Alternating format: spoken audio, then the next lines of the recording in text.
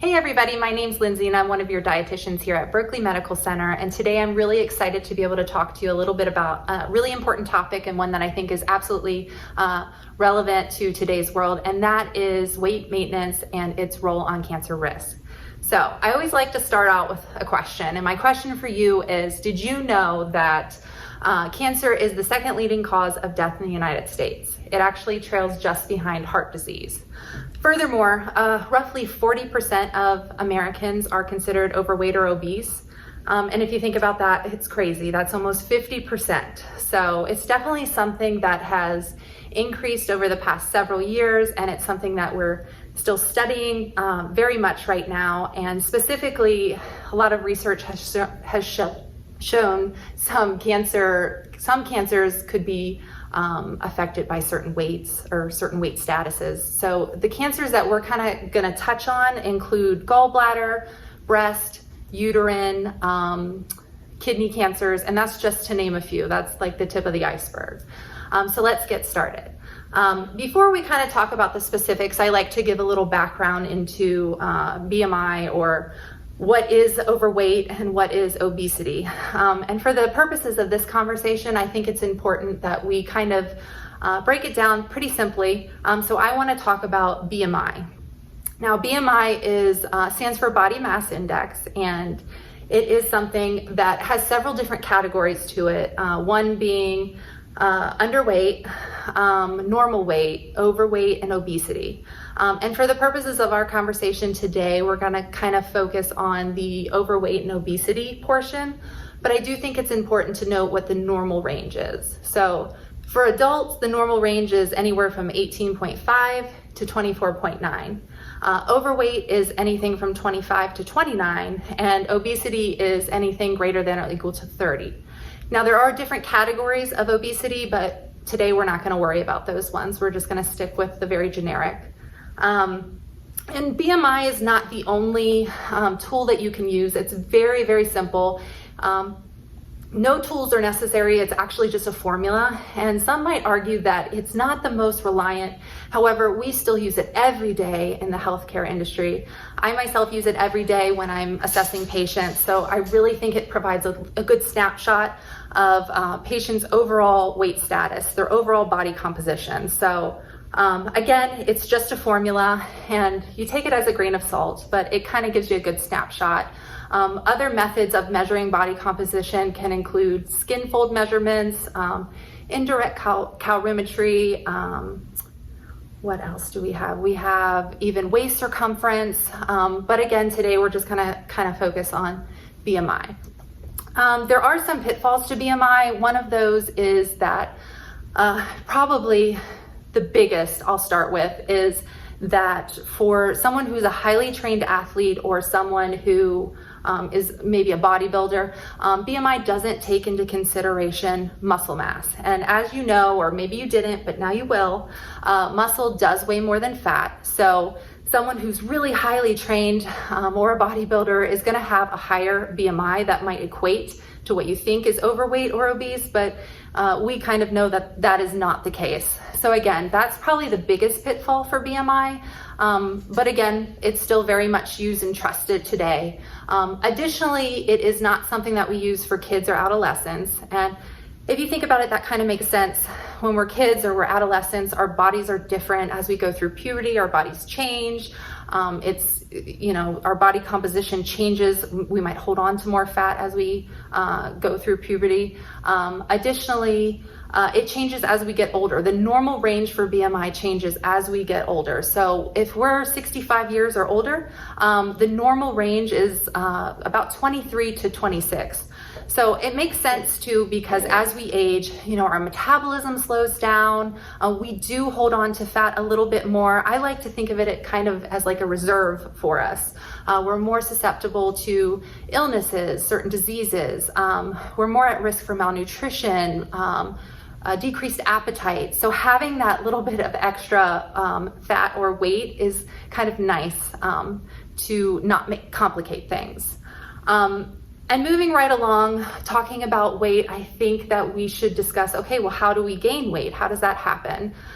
So basically, breaking it down very simply and putting it in layman's terms, we gain weight by taking in more calories than our body is burning. So we want to be sure that we're fueling our bodies with the most nutrient-dense foods, really giving it what it wants. The body has a certain amount of calories that is needed per day, and that changes for individuals, whether it's your gender, how athletic you are, do you have any additional comorbidities present? So it's different for everyone. It's not one size fits all. So it's important that we're giving it what it's asking for. So the body's also, it's like a machine. So it only uses what it needs, and then it will convert additional calories or nutrients for storage, but then it also is only going to store so much before it could potentially be stored as fat. So we want to avoid that. We want to fuel it with really great nutrient-dense foods, plenty of fruits, plenty of vegetables, plenty of whole grains. And the important thing also to consider is that there's no such thing as a superfood. I like to say if there was, then you would need one food, and that would be all you would need, because you would get everything from it. But that's not the case, so that's why we want to eat a variety. Additionally, we can avoid excess weight gain by being physically active and staying physically fit as doctors approved. But I just wanted to touch on that because my colleagues Brian and Amanda will be touching on that way more specifically, but I thought it was important to kind of introduce that topic. So now let's get started and kind of talk about the specifics behind certain types of gender-related risk, in addition to weight with certain types of cancers. So in 2014, there was actually just under 11% of women and just under 5% of men had weight-related cancers. And from the years 2005 to 2014, we actually saw an increase of this by 7%. On the flip side of this, though, we did see a decrease in overall weight-related or overall non-weight-related cancers. However, it kind of shows that we still have a long way to go, and that weight is very much a present issue right now that we're trying to research more, study more, kind of figure out, well, how does that work? What are the mechanisms behind weight and certain types of cancers? And staying in line with this, genders and certain cancers, the most common weight-related cancers in men are going to be kidney and colon cancers, whereas with women, the most common weight-related cancers are going to be breast, uterine, and colon cancers. Additionally, in other research, it showed that 1 in 2 women with breast cancer were considered overweight or obese. And that post-menopausal, the more weight gain that you experience, your risk for developing breast cancer post-menopausal increases significantly. So again, this is something that is still constantly being studied. It's still something that we're trying to find out the actual mechanisms behind how this happens. Some say that maybe it could be chemotherapy related. It's also been said, typically when we're undergoing treatments, we tend to lose weight. So sometimes it could be encouraged to gain weight. And now we're going back and saying, okay, we don't really want you to necessarily gain weight. We want you to kind of focus on eating adequately, getting plenty of nutrition, because again, that can take a turn after a diagnosis depending on treatments and stuff. So we want to focus on certain aspects of just eating healthy, and then, of course, maintaining weight, but not necessarily gaining weight. So again, with cancers, there's a lot of comorbidities that could also potentially increase your risk for developing cancers. But there's also, you have to consider weight sometimes can lead to certain comorbidities such as hypertension or diabetes or kidney disease.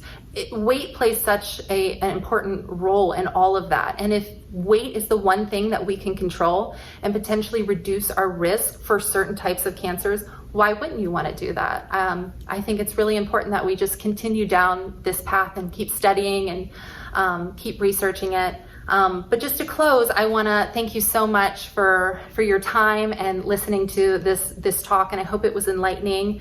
I hope that you stick on the path of good health, and perhaps maybe if you weren't going down the healthiest of paths, that this kind of encourages you and motivates you to make some changes in your life.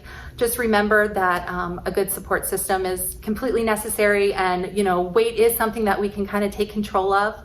And there's good news. If the research shows that if we can do better and control our weight through diet, through exercise, then we really are setting ourselves up for success in the future. So thank you so much again, and I appreciate your time.